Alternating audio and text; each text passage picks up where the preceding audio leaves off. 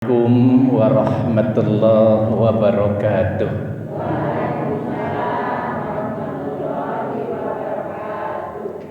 Alhamdulillah nahmaduhu wa nasta'inuhu wa nastaghfiruh wa na'udzu billahi min shururi anfusina wa min sayyiati a'malina may yahdihillahu fala mudilla lahu wa may yudlil fala hadiya lahu. Asyhadu an la ilaha illallah wahdahu la syarikalah wa asyhadu anna Muhammadan abduhu wa rasuluh la nabiyya ba'dah. Faqala Allah ta'ala fil Qur'anil Karim a'udzu billahi minasy syaithanir rajim. Qul huwallahu ahad. Allahus samad. Lam yalid wa lam yulad wa lam yakul lahu kufuwan ahad. Bapak dan Ibu yang Allah muliakan, sore ini Allah masih cinta sama kita. Sore ini Allah masih sayang sama kita. Sore ini Allah masih merasa bangga untuk kita. Kenapa saya menyebutkan demikian? Karena tidak semua orang bisa terpanggil di majelis ini. Maka sebagai mengawali pada pertemuan ini, mari kita panjatkan puji dan syukur kehadiran Allah Subhanahu wa Ta'ala. Karena pada sore ini alhamdulillah atas izin Allah kita bisa hadir. Dihadirkan oleh Allah. Kalau bukan Allah yang tidak menghadirkan, kita enggak mungkin datang ke tempat ini. Salawat dan salam mudah-mudahan tercurah pada junjungan kita Rasulullah Muhammad sallallahu alaihi wasallam, kepada para keluarganya, sahabatnya, umatnya. Insya Allah kita berdoa, mudah-mudahan kita yang hadir di majelis ini adalah hamba yang terpilih oleh Allah sebagai hamba yang mendapatkan syafaat dari baginda Rasulullah Muhammad sallallahu alaihi wasallam. Bapak dan Ibu yang Allah muliakan, hidup itu yang paling sulit bagi kita ketika kita mengikuti sebuah perlombaan. Sejauh apapun lari kita, ujung-ujungnya sampai finish. Sehebat-hebat jabatan kita, ujung-ujungnya ke kubur. Sadar apa tidak Bapak dan Ibu, kita ini sebenarnya sedang menuju tempat yang tidak pernah kita inginkan. Tidak pernah kita dambakan, yang namanya kuburan. Itulah sebenarnya kita ini sedang menuju ke arah sana. Maka pada kesempatan yang baik ini, insya Allah izinkan Al-Fakir ingin menyampaikan sedikit saja buat kita. Dan kalaupun sore ini ada bapak-bapak, punten bapak, bukan berarti saya mengabaikan bapak, tapi sore ini saya ingin membahas satu kajian yang berjudul 4 wanita yang paling gampang masuk surga. Ibu siap untuk masuk surga? Mudah-mudahan dari 4 itu ada semua pada diri ibu, insya Allah. Siapa dan wanita model apa yang sebenarnya yang paling gampang masuk surga? Saya sering menyampaikan ketika saya mengisi taklim, ibu ini adalah makhluk yang dimuliakan oleh Allah.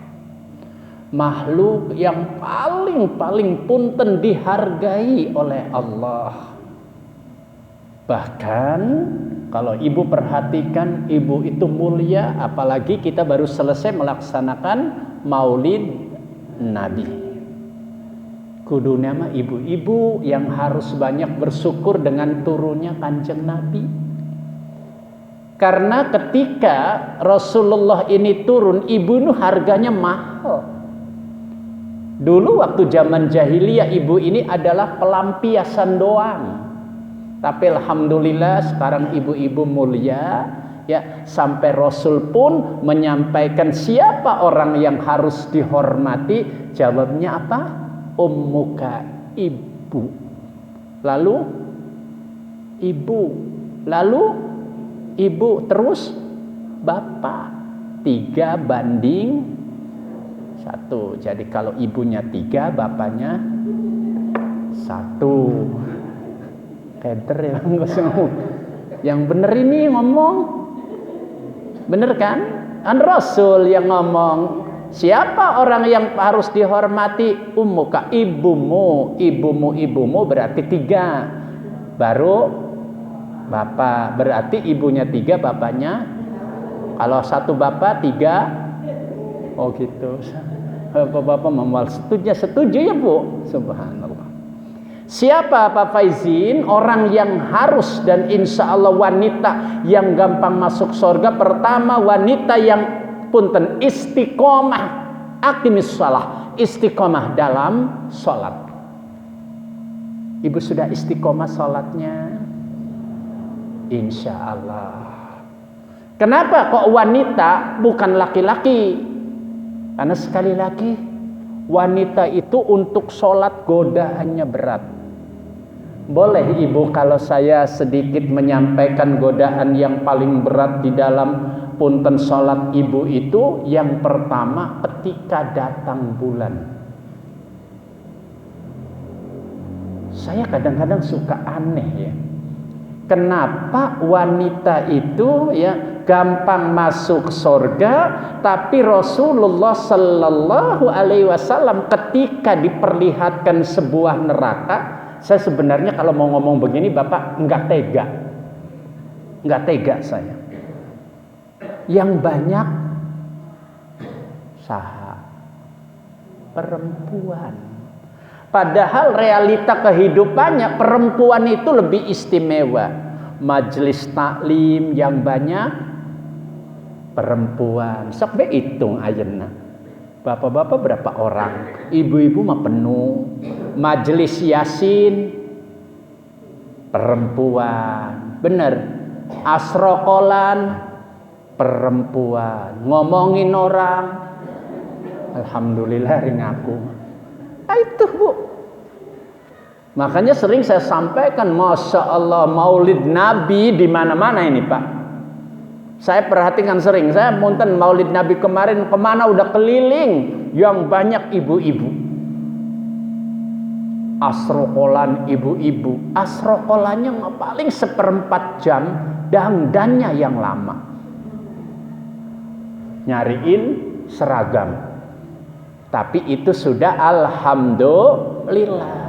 Kenapa kok Rasulullah waktu itu diperlihatkan oleh Allah bahwa di neraka itu punten banyak perempuan? Ternyata Kanjeng Nabi nanya nih sama malaikat Jibril, kesaheta? Ke Jibril, kenapa ya neraka itu kok banyak perempuan? Padahal di Cigadung jamaahnya yang banyak perempuan. Ternyata salah satu jawabannya Ibu adalah ketika seorang wanita diberikan sebuah dispensasi datang bulan.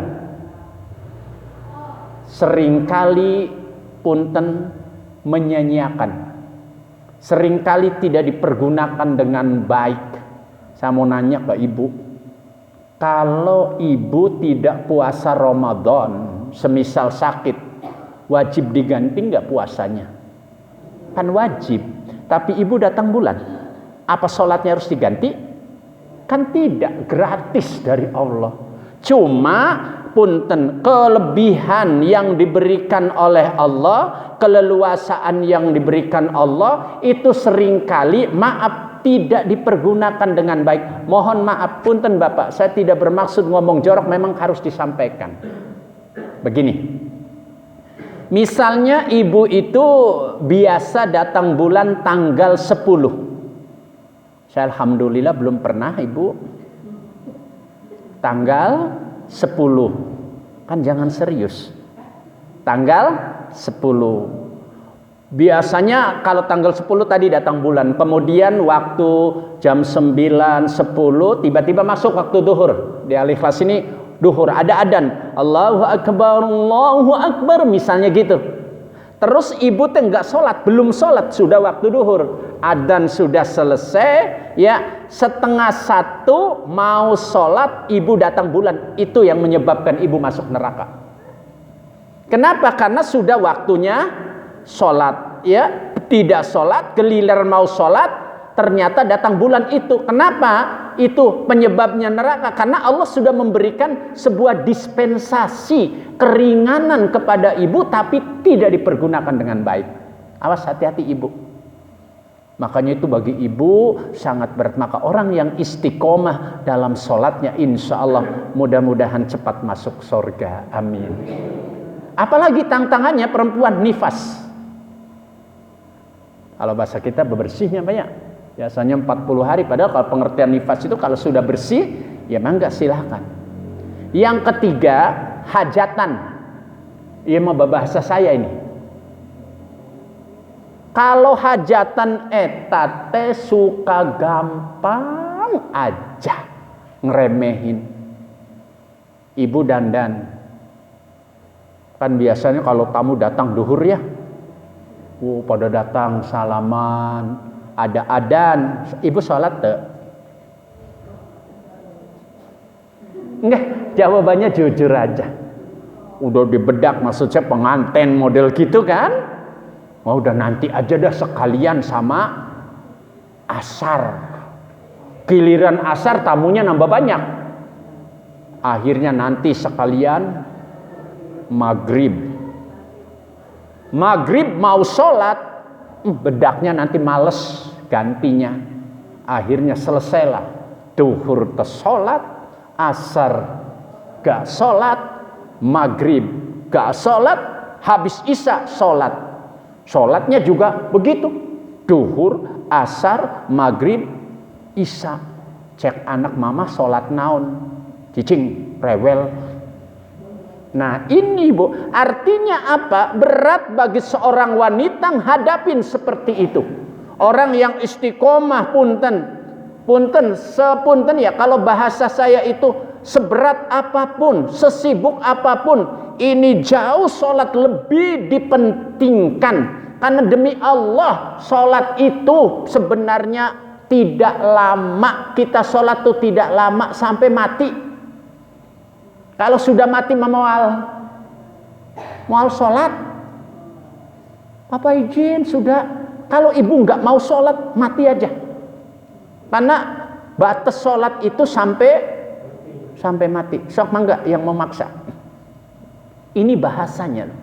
Maka ketika ada seorang wanita, seorang perempuan yang istiqomah ketika sholatnya, maka insya Allah dia cepat masuk surga, baik sholat wajib maupun sholat sunnah. Amin. Mudah-mudahan saya mengharapkan kepada ibu tetap istiqomah, sholatnya berjamaah, ditambah dengan sholat sunnah, tahajudnya, hajatnya, duhanya, insya Allah moal ditinggal. Amin. Kunci bu, masya Allah. Maka saya berdoa mudah-mudahan jamaah yang ada di tempat ini semuanya adalah ahli surga dari yang pertama. Yang kedua, wanita yang gampang masuk surga adalah mereka yang istiqomah ketika berpuasa Ramadan. Termasuk di dalamnya puasa sunnah, puasa Ramadan. Mudah-mudahan kita dipanjangkan umur oleh Allah. Sekarang mulut sudah selesai. Insya Allah mudah-mudahan Allah masih memberikan kesempatan kepada kita, ya dapat bisa bertemu kembali dengan Ramadan. Amin. Kenapa orang berpuasa Ramadan itu sangat gampang bagi wanita masuk surga? Perempuan itu istimewa. Ramadannya istimewa karena Ramadan itu adalah salah satu panen bagi orang perempuan. Saya pernah memberikan contoh ke ibu. Ketika ibu puasa Ramadan, saya beri contoh, ibu punya anak 20. Banyak banget kan, contoh 20. Ketika ibu saat berbuka, kan begitu kan? Ibu itu dapat pahalanya 22. Biar gampang hitungnya Pak Haji, biar gampang hitungnya. 22. Dari mana Papa izin ya? 20 dari anak, 1 dari suami, 1 dari ibu. 22. Insya Allah. Maka bagi wanita di bulan Ramadan adalah ladang untuk mengambil pahala sebanyak-banyaknya. Amin.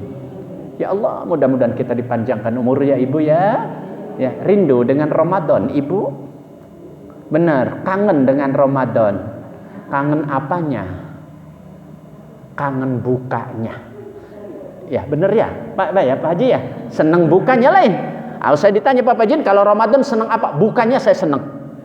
Kalau bisa membuka mulu atun terpuasa gitu.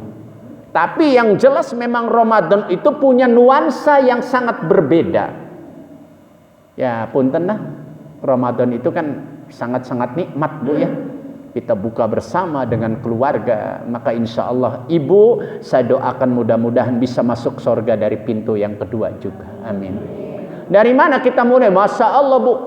Ya, karena puasa Masya Allah. Saya katakan Masya Allah. Baik puasa wajib maupun puasa sunnah, insya Allah. Maka di situ ada sebuah perbedaan ya. Maka kalau menyebut subhanallah, bahkan kalau Ramadan itu kalau di dalam ajaran Islam pintunya secara khusus namanya pintu puasa. Puasa itu kan ada wajib, ada sunnah Ibu ya. Ada pula puasa yang memang dilarang, artinya haram. Ada Ibu. Yang wajib, ada berapa yang wajib? Puasa wajib ada berapa? Ramadan. Hari bayar wajib enggak kalau bayar puasa? Wajib. Nadar? Nggak pinter kening. Memang secara umum kita itu hanya kenal puasa wajib itu katanya hanya puasa Ramadan. Betul gitu Mas, sudah terdapat ya Pak ya? Ustaz ya di Quran, ya ayyuhalladzina amanu kutiba alaikumus siyam. Tapi kan bayar juga wajib. Nadar tapi itu kan personal, artinya pribadi masing-masing. Insya Allah. Hati-hati, nadar itu wajib. Maka hati-hati kalau kita ngomong. Tapi sekali lagi, nadar juga harus dilihat nazarnya model apa. Jangan-jangan diartikan Bu, kadang-kadang sekarang ini lagi rame. Saya tadi Ibu ya menyampaikan itu lagi viral kan, lagi viral tuh Bang Kos di apa media ya, itu ada apa katanya Imam Samudra tuh yang ngebom Bali tuh, fotonya sampai bersih wajahnya. Saya yang urusan itu tuh urusan Allah. Karena zaman sekarang itu kan banyak sekali lah hal-hal yang di luar itu ya Bu ya. Tapi yang jelas kita mah berdoa saja sama Allah, mudah-mudahan kita tetap istiqomah maut dalam keadaan husnul khatimah.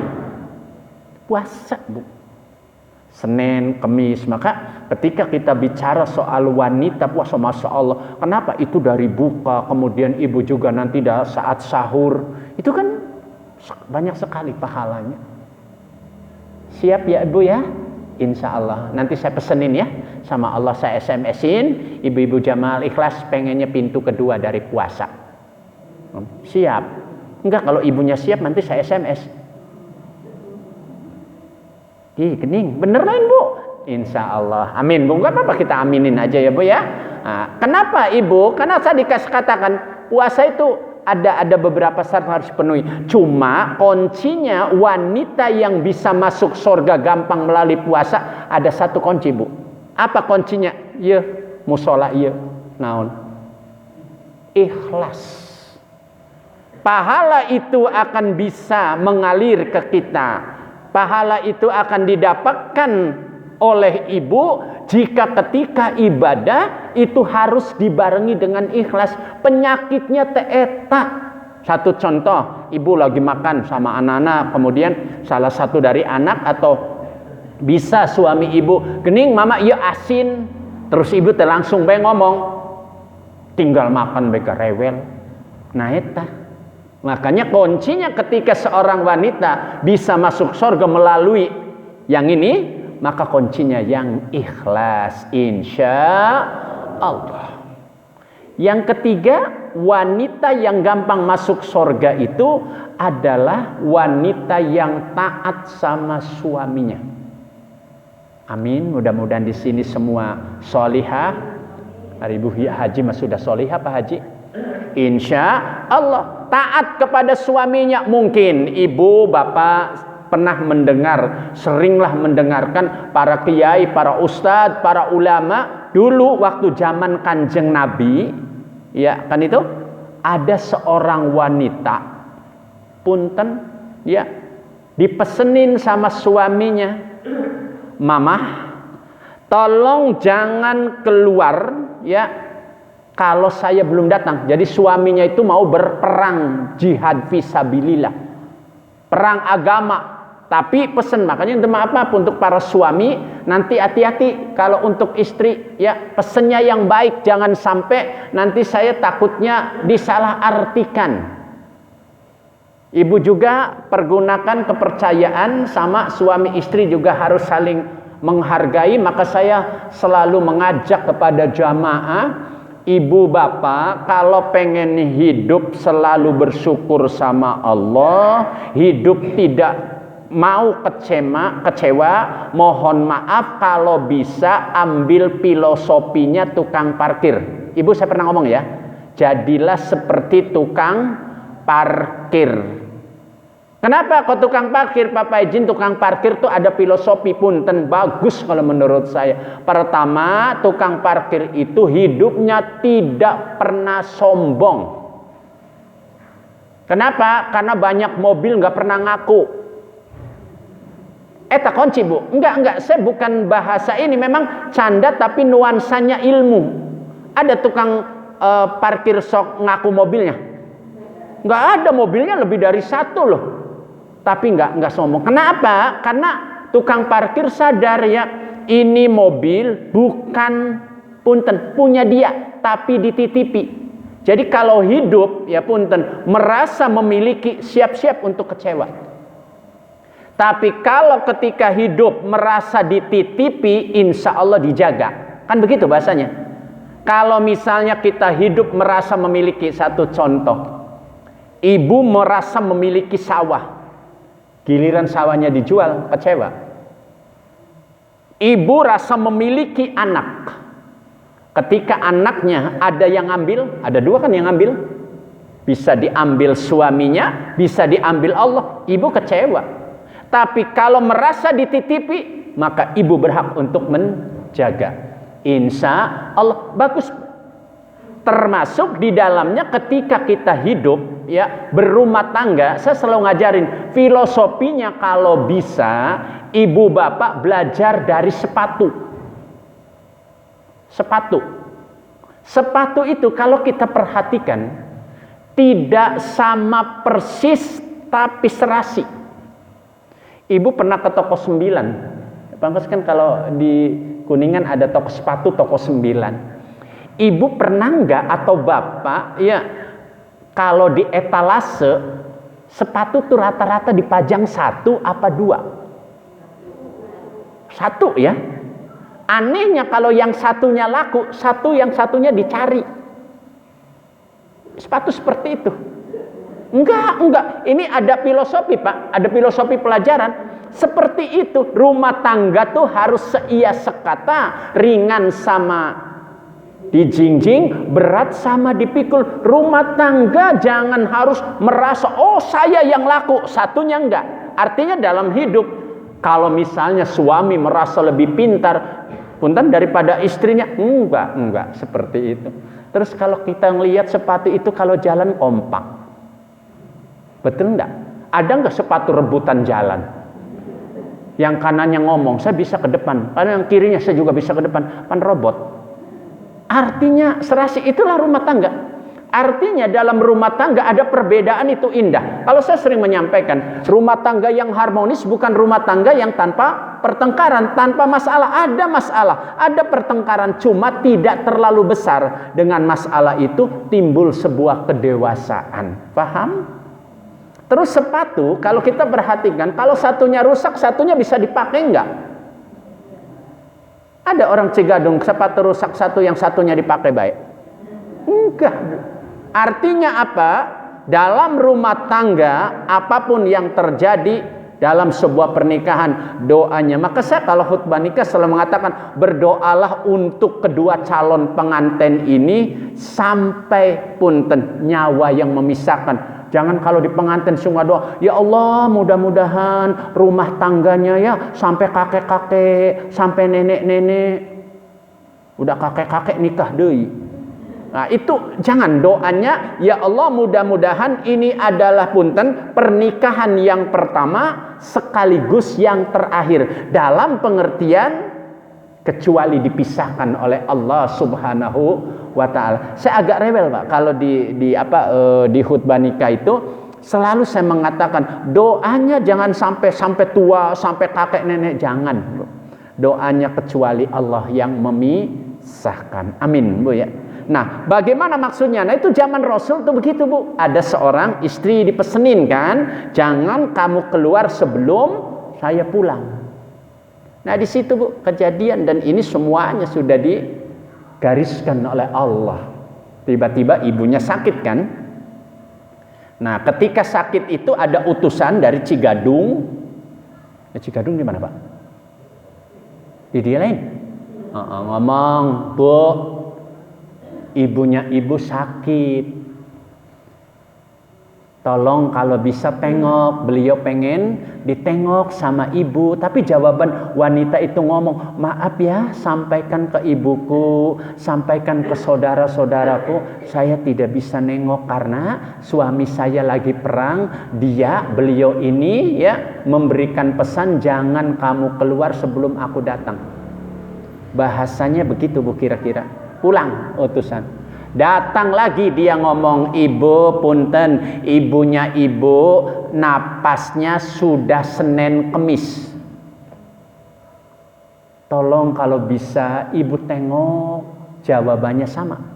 Sampaikan kepada ibu, ke saudara-saudara, ya saya tidak bisa nengok, belum bisa nengok karena suamiku belum pulang. Sampai datang lagi utusan itu ya mengatakan ibunya ibu napasnya sudah Senin Selasa. Hari tadi mana? Senin Kamis pan ayah Selasa ada Rebuhnya. Berarti kalau Senin Kamis tinggal yang gak ada lagi lain. Sampai segitunya Bu. Sampai utusan itu datang menceritakan bahwa ibunya sudah meninggal. Ibunya sudah dimakamkan, ibunya sudah dikuburkan. Sampai tolong ibu kalau bisa datang. Apa jawabannya? Sama dengan derayan air mata, maafkan saya, sampaikan kepada keluarga di sana, saya tidak bisa datang, saya tidak bisa memenuhi panggilan ini demi Allah, karena ada pesan dari suamiku, saya tidak boleh keluar rumah kecuali kalau dia sudah datang. Sampai hari ini dia belum datang. Sok kalau di Cigadung ayah model kitu kumaha? Paling domong suka gila-gila eta. Bener kan? Nah, ini Bu, ini belajar agama tuh seperti ini nantinya. Islam tuh mengajarkan begini. Sering saya sampaikan. Baik di hadapan manusia belum tentu baik di hadapan Allah. Tapi kalau baik di hadapan Allah, jaminan baik di hadapan manusia. Kita tidak bisa menilai bahwa orang ini jelek di kita, belum tentu. Jangan-jangan di mata Allah istimewa. Itu perempuan itu kan, kalau kita ngomong suka gila-gila, ibunya sendiri sampai gak mau datang. Dimulai dari sakit sampai ibunya meninggal, dimakamkan, dikuburkan, sampai maaf ya Allah tidak datang sampai malam pertama dan seterusnya. Karena apa? Dasarnya satu, suaminya tidak mengizinkan dia keluar sebelum dia pulang. Di situ Bu, ya utusan itu datang di hadapan Rasulullah. Ya Rasulullah, kagila-gila eta anu lah omongannya udah ini. Apa jawaban Rasulullah? Jibril sudah datang kepadaku. Sesungguhnya ibunya yang meninggal itu sudah disiapkan sorga oleh Allah karena punya anak yang solihah. Amin. Nah, bahasa Kanjeng Nabi, Mang Kos ya, Kita rumus sekarang. Makanya tolong ketika kita hidup di zaman sekarang kan beda dengan zamannya Kanjeng Nabi. Maka saya ngajarin taat kepada suami itu apapun ya, kecuali mudarat, tidak baik, jangan ikut. Kalau selama perintah itu, bahkan saya pernah ngomong kepada jamaah, ibu kalau ibu misalnya di majelis taklim, punten Pak Ustadz, saya ngomong di majelis ini terus suaminya ngomong jangan datang di majelis itu, nggak usah Bu. Tapi ada tapinya, nanti suami yang bertanggung jawab. Bu, kalau sudah dilarang sama suami enggak. Nah, maka di sini penting ya, insya Allah adanya majelis ini bahwa ibu insya Allah selalu taat kepada suami. Insya Allah. Ini Bu, riwayat punten hikmah yang tadi saya sampaikan, pembelajaran bagi kita. Sedemikian hebatnya ketika seorang istri ini punten Bu ya, sudah punya suami, seorang wanita sudah punya suami, itu bisa jadi orang tua nomor 2 karena suaminya terlebih dahulu. Insya Allah. Maka punten buat bapak-bapak juga harus memahami. Makanya kalau kita bicara dengan istri ya tolonglah ada rasa apa, tasyammu, ada semacam toleransi kita untuk istri kita. Punten kalaulah sekedar keluar kemana mas, saya pikir sah-sah saja. Karena saya juga ngalamin Bu, karena saya kan jauh Bu, saya dari Indramayu, istri saya dulu saya masih pulang pergi di Indramayu ya begitu kadang-kadang Ibu. Yang namanya punten istri di Kuningan, suami di Indramayu, kadang saya masih di sana lagi ngajar, terus istri kadang-kadang nelpon, ayah ya mamah mau kondangan, udah saya mah sah-sah saja. Tapi ada tapinya Ibu, marilah kita saling menjaga.